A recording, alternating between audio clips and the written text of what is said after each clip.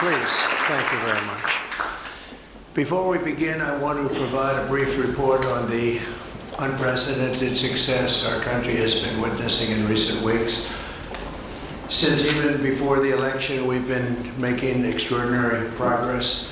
The American people gave us a clear mandate to save our country, and we won all 7 swing states by large margins, historic. Very importantly, we won the popular vote by millions and millions of votes. Also, all 50 states, as you know, shifted toward the Republican Party, and that's never happened before. All 50, every single one of them. In our first week in office, we set records, taking over 350 executive actions. That's not been done before. And it has reportedly been the single most effective opening week of any presidency in history. And we want to keep it that way. We want to keep it going.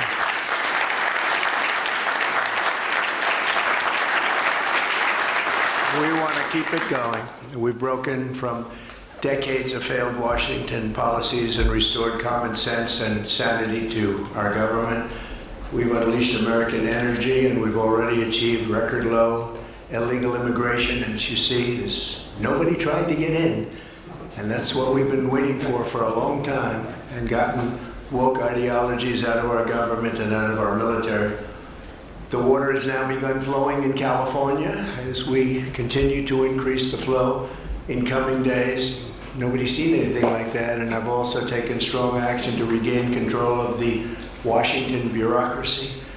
Just for clarification purposes, because it was incorrectly reported yesterday, we have informed the federal workforce, which they've looked to do for many years, that if they're working for the federal government, they must show up to the office on time and on schedule. We don't want them.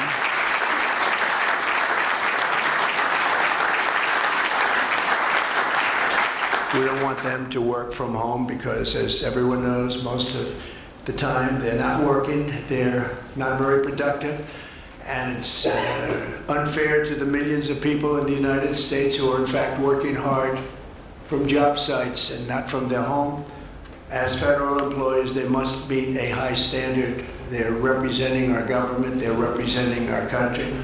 If they don't agree by February 6th to show up back to work in their office, they will be terminated, and we will therefore be downscaling our government, which is something that the last 10 presidents have tried very hard to do but failed.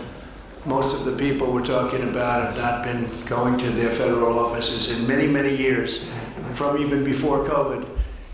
But they have nevertheless been paid. Some have worked, some haven't worked, and most of the studies say that some have just gone through the motions.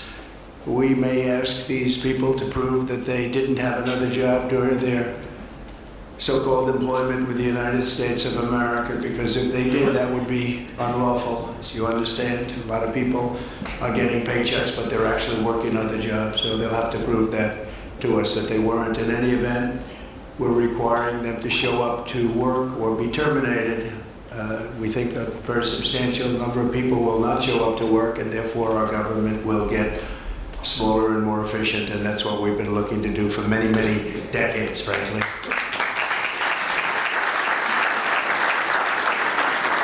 Thank you. In addition, there was a short-term pause or funding freeze on certain discretionary spending payments, such as government grants, only for us to quickly look at the scams, dishonesty, waste, and abuse that's taken place in our government for too long. As was explicitly stated, this in no way affected Social Security, Medicare, Medicaid, or other entitlements that Americans depend on. I've made abundantly clear from the very first day that I ran from office, that was a long time ago now, that's 2015.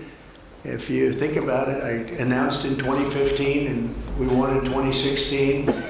We did very well in 2020, but we did really well just recently.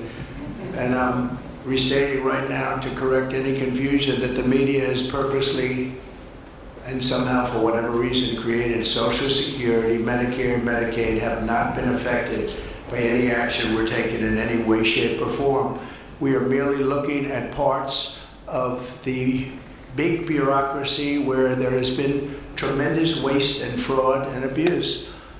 In that process, we identified and stopped $50 million being sent to Gaza to buy condoms for Hamas. 50 million. And you know what's happened to them? They've used them as a method of making bombs. How about that? We stopped an attempt to make an illicit payment for illegal alien resettlement. We canceled $181 million in DEI training contracts. This is just for the training of people in DEI, which has been terminated and completely terminated. And we paused $1.7 billion in unauthorized payments to foreign organizations, including stopping more than $40 million that was on its way out the door to the very corrupt World Health Organization, which has not done its job and not done it properly. We also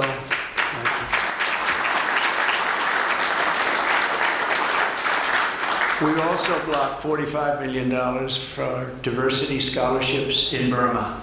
45, that's a lot of money for diversity scholarships in Burma. You can imagine where that money went. These were the types of payments, and many others. I could stand here all day and tell you things that we found. And we have to find them quickly because we want the money to flow to proper places.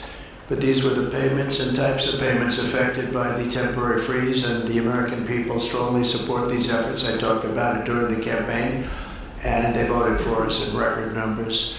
Every single day we're now putting America first and fighting to get the most out of every single tax dollar for our great citizens. We've gathered this afternoon to take another historic action.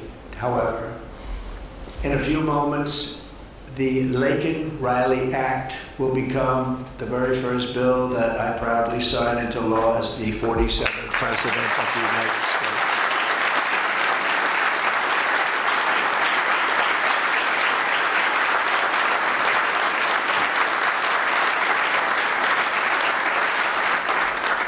Laken was a brilliant and beautiful 22-year-old nursing student from Georgia, the best in her class. She was always the best. They would say, Laken, how do you do this? And what do you do? They were always asking her questions. She was respected by everybody, even her teachers. They respected her so much. From the time she was in first grade, Laken knew she wanted to spend her time caring for others. That's what she did. To her friends and classmates, she was a light of warmth and kindness in every single room. To her parents and family, she was everything in the world. They've had a miserable period of time. Just after 9 a.m. last February 22nd, Laken went out for a jog on the campus of the University of Georgia, but she was just never returned. She never came back, did she? Parents here, sister, all of her relatives. While on her run, Laken was attacked, viciously assaulted, beaten, brutalized, and murdered by an illegal alien gang member who was set loose into our country by the last administration. We are deeply honored to be joined today by Laken's parents, Allison and John, and her sister, Lauren. Thank you very much. Thank you.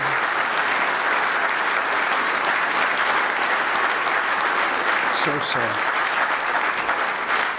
We were together right after that happened, and it's a tremendous tribute to your daughter, what's taking place today. That's all I can say, but it's so sad we have to be doing it at all. Thank you very much for being here. To Laken's family, we will keep Laken's memory alive in our hearts forever, everyone's hearts. With today's action, her name will also live forever in the laws of our country, and this is a very important law. This is something that has brought Democrats and Republicans together. That's not easy to do. Laken did it. Laken did it. America will never ever forget Laken Hope Riley. The vicious criminal who murdered Precious Laken was an illegal alien member of the barbaric Venezuelan prison gang known as Tren de Aragua.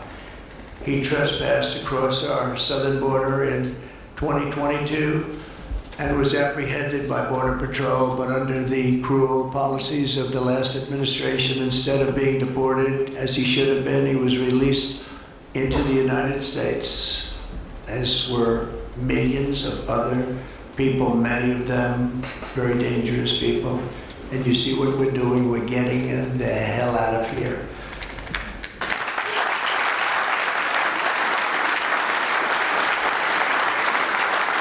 He was soon arrested again in New York City on charges of endangering a child, but because of New York City's deadly sanctuary policies, as we have in California and many other places, which we're ending, we're going to end them, he was released again to reoffend. The Biden administration then provided this illegal alien criminal with a free, taxpayer-funded flight from New York to Georgia, where he was arrested yet again, constantly, this time for stealing from a Walmart along with his gang member brother, who was a bad one. Only after being released the third time by the U.S. law enforcement did this cold-blooded criminal go out that fateful morning hunting for women on whom to prey. That's what he did. He hunted. It was like a hunter. I'm going to show him who the hunter is. This horrific atrocity should never have been allowed to happen. And as president, I'm fighting every single day to ensure that such a tragedy never happens again. We don't want this to happen.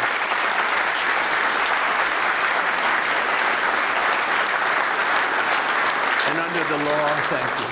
Under the law I'm signing today, the Department of Homeland Security will be required to detain all illegal aliens who have been arrested for theft, burglary, larceny, shoplifting, assaulting a police officer, murder, or any crime that results in death or serious injury. In addition, for the first time ever, this act gives state governments the ability to sue the federal government for immediate injunctive relief if any future administration ever again refuses to enforce the immigration laws of the United States, like happened for 4 long years.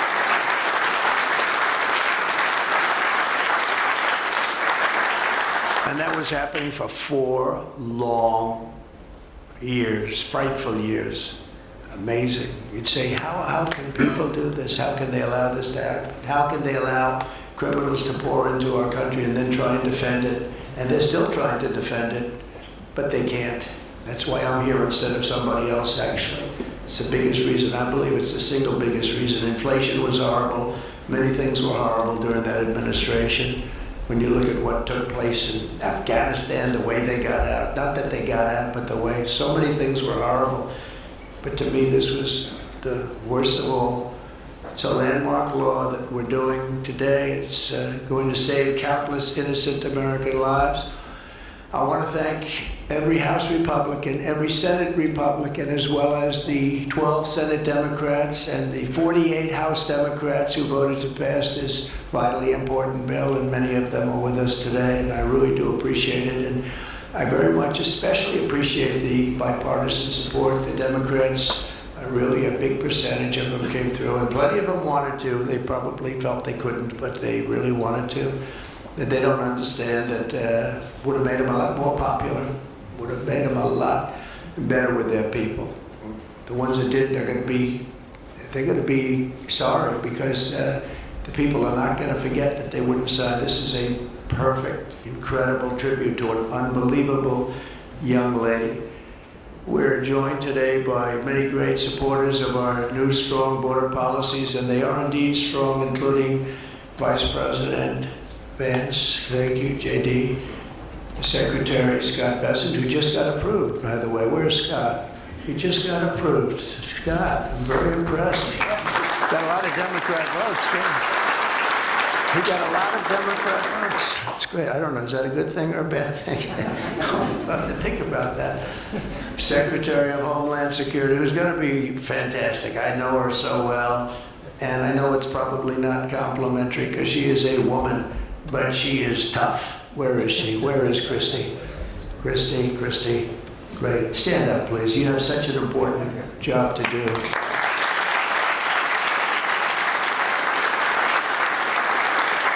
Really great. Thank you very much. And don't let that look fool you. That look is She's tough, and she cannot stand that she's having to sit here and even listen to this today. Another one who's done a job like nobody that I've seen in a long time, Tom Holman. He's my friend, but he is something special. He is something special. Yeah.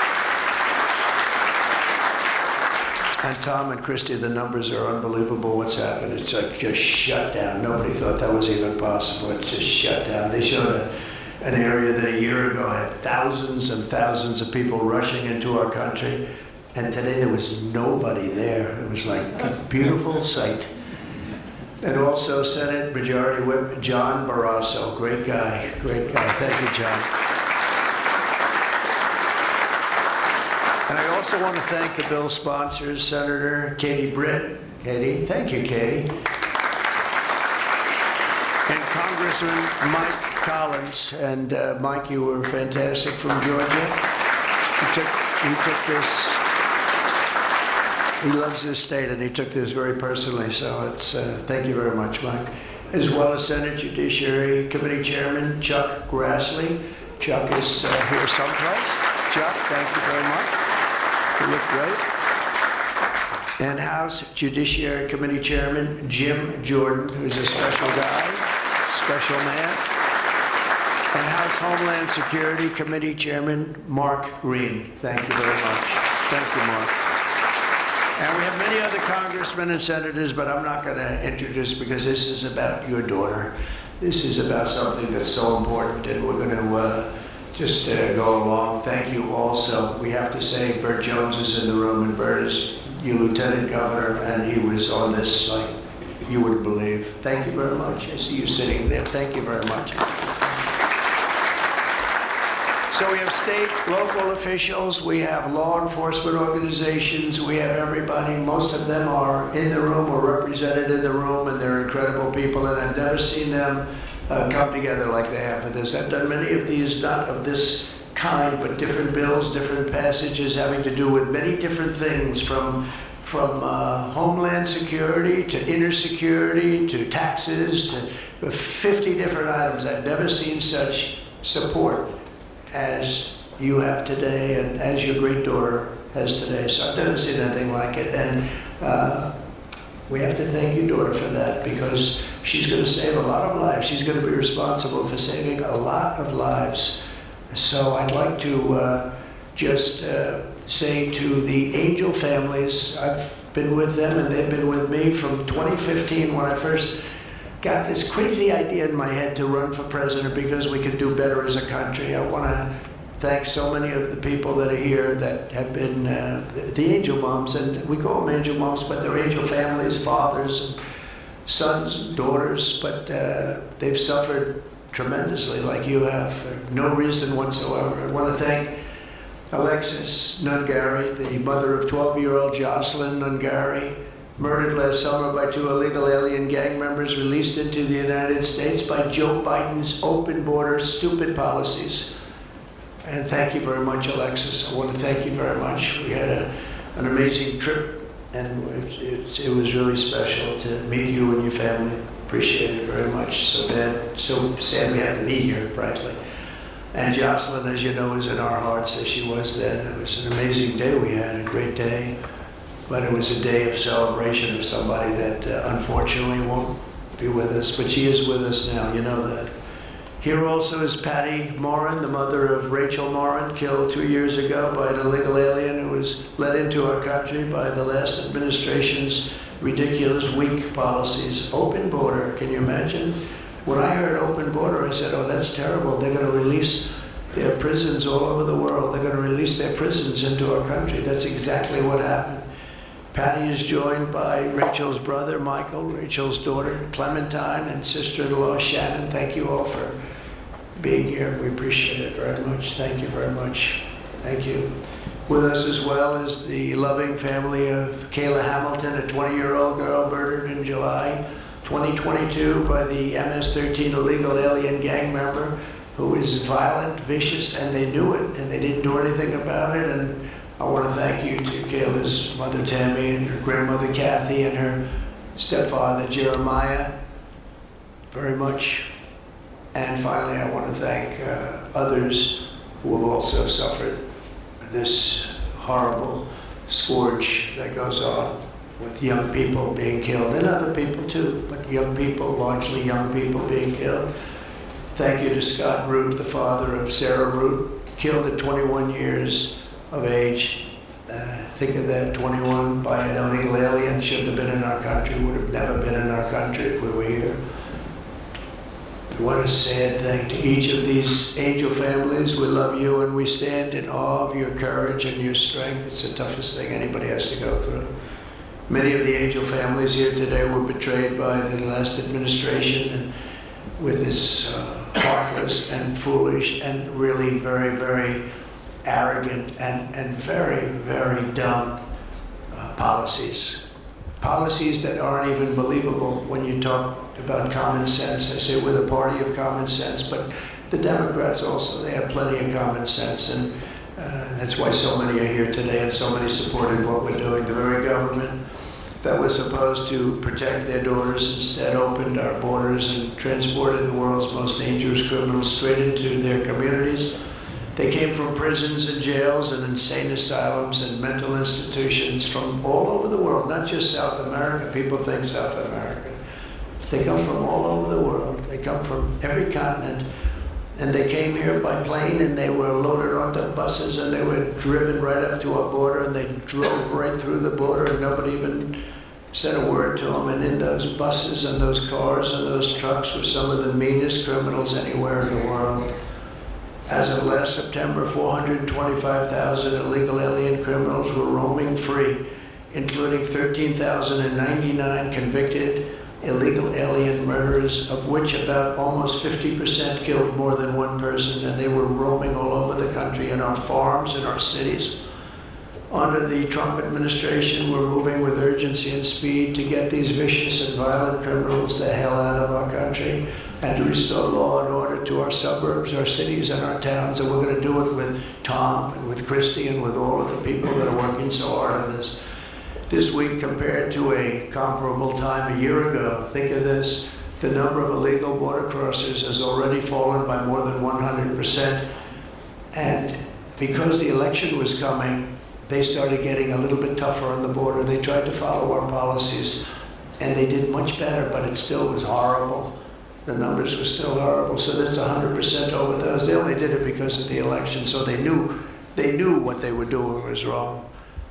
And those who do cross the border, and you're seeing that every time, all you have to do is turn on your television set or pick up a newspaper, read any form of new media, because we have a lot of new media today, fortunately, that's letting the word get out. But they're watching these people be captured and removed from our country. ICE arrests have risen by 15 times in just a short period. And over the past 8 days, the heroes of ICE and Border Patrol, we can never forget Border Patrol. Those people, I've gotten to know so many of them. Our border czar, as you remember, never went to the border and never made a phone call. She was the border czar. She never made one phone call. They went to the heads of border. They went to the heads of ICE. Did you ever get a call? No. And she admitted she never made one call, but she was the border czar. And that's exactly what our border was all about. The heroes of ICE have arrested thousands and thousands of illegal alien criminals, including hundreds of gang members, traffickers, child predators, terrorists, and murderers. For the first time in history, we're loading dangerous and illegal aliens into military aircraft and flying them back to the places from which they came. You probably read about Colombia 2 days ago. They said, no, we're not taking them. I said, we're going to take them. You're going to take them. You're going to like it, too. You're going to take them.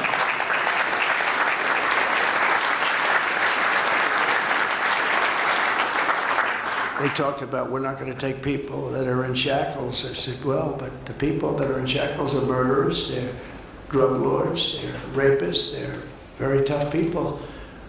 They make our criminals look like very nice people. That's about the only thing that comes out of this. And I say, could you imagine you're a pilot on the plane and you have your co-pilot and you're sitting there and you have 150 people, no shackles, and they like to murder people? This would not be a good flight.